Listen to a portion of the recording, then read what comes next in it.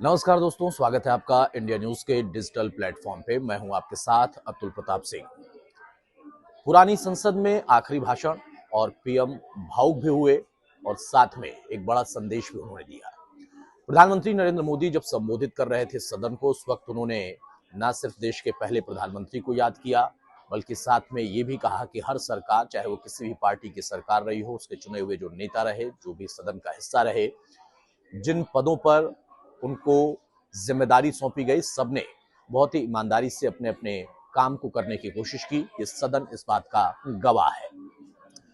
सबसे बड़ी बात कि जब प्रधानमंत्री नरेंद्र मोदी इस बात का जिक्र कर रहे थे, उन्होंने कहा कि नेहरू जी के जो भाषण था या फिर नेहरू जी की जो आवाज थी, वो जोश आज भी महसूस होता है सदन में।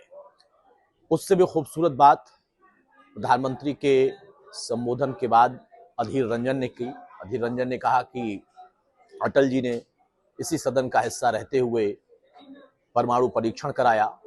यानी मोटी मोटी बात अगर करें तो चाहे पक्ष हो या विपक्ष हो, संसद के नए भवन को लेकर हमने देखा था कि सियासत खूब हुई थी। एक दूसरे पर बहुत सारे आरोप प्रत्यारोप लगाए गए कि कोरोना काल में इस प्रोजेक्ट की क्या जरूरत थी, सेंट्रल विस्टा बनाने का क्या औचित्य था।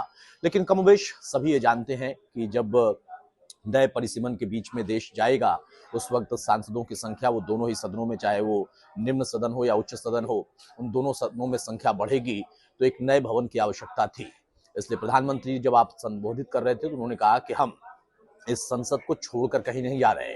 हमारे तमाम जो यादें हैं वो यहीं पर रहेंगी। वो चाहे संविधान की रचना से लेकर तमाम अलग अलग मुद्दों पर पक्ष और विपक्ष की तकरार, या फिर उन तमाम जो नए कानून बनाए गए उस पर किस तरीके से चर्चाएं की गई अलग अलग दौर में, तो वो सब कुछ लोगों के जहन में है और वो दर्ज है इतिहास में, वो कोई मिटा नहीं सकता। इसलिए हम इस सदन को छोड़कर कहीं नहीं जा रहे। हम इस सदन से सिर्फ दूसरी बिल्डिंग में शिफ्ट होंगे, लेकिन भावना हमारी वहीं रहेगी। और इन बातों का जिक्र करते करते जब प्रधानमंत्री ने उन तमाम लोगों का नाम लिया, तो एक बार फिर से लगा कि हाँ, भारत में जो लोकतांत्रिक मूल्य है, जिनका जिक्र कई बार किया जाता है कि अब उनका हनन हो रहा है, तो शायद वो इतना आसान नहीं है। भारत के लोकतांत्रिक मूल्यों को बनाने का, बचाने का, संजोने का और आगे बढ़ाने का जिम्मा हमारे इन जनप्रतिनिधियों पर है।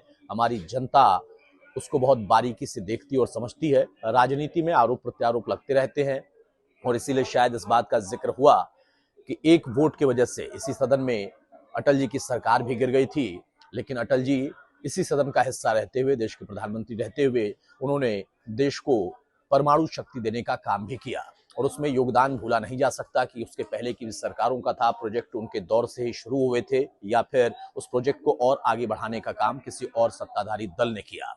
तो कुल मिलाकर भावुक करने वाला क्षण जरूर था, लेकिन वहां पर लोकतंत्र की मजबूती और खूबसूरती फिर से एक बार दिखाई।